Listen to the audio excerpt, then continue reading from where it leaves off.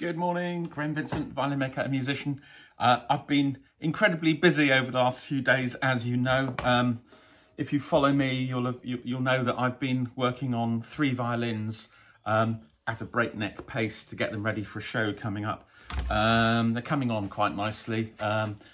That's where we are on all of them at the moment, really. All the rib garlands are all done and everything. The necks are well on the way, and I've just got purfling into the all the plates last night. So there's a pear one, which is slightly unusual. I'm looking forward to that one. A bird's eye maple one, and a one of my figured ash ones. So they're all coming along nicely. Also, you will know that I was making some lightweight violins. I started these just at the end of last year, and they've been sort of sat in the finishing sort of UV curing and everything. So this one I've done with a tiny little bit of wear. Looking forward to stringing that up in the next few days. I don't know if you can see that colour in there.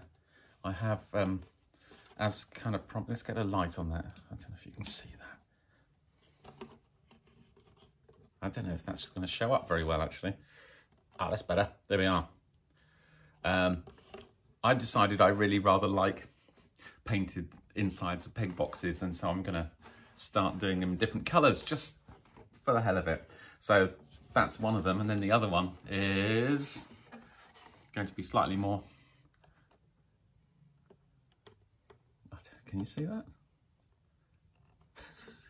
I should have organised how to get that shot a bit better. But anyway, one of them is red, very red, and the other one is a lovely blue.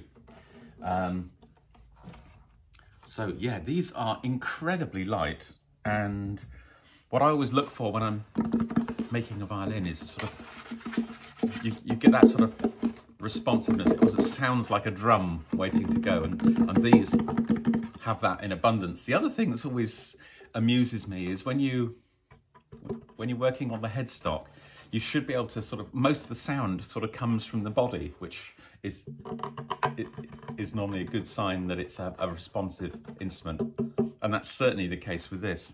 Yeah, so there we go. Those two are well on the way.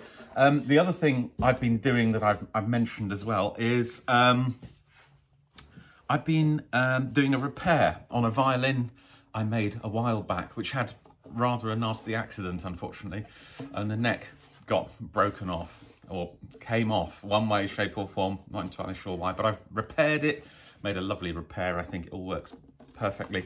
But I wanted to show you this one because this is one of the 4 violins I've made with knots in the front. Knots sufficient that wood would normally have been thrown out. Now, weirdly, of those 4, this is the only one that isn't in the hands of a professional musician. The others have all been bought by professionals. And you have to ask yourself why. I believe that one of the things that makes a violin work well is if there's a sort of unevenness, if it's broken up, if the front isn't one thickness, if there's sort of a lack of uniformity in some ways, so that it gives a better chance of reacting across all the frequency sort of band. If that makes sense, it seems to work for me, and I'm not entirely sure why. That's one possible theory I have for it, but I don't know if this recording on the iPhone is gonna do justice to this violin.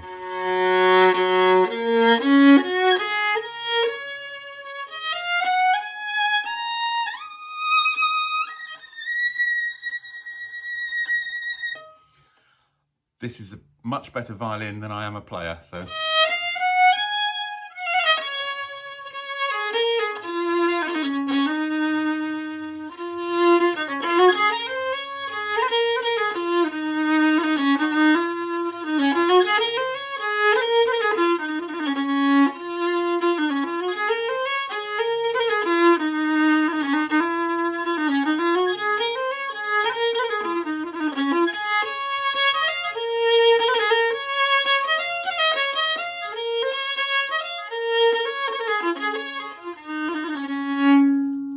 you go.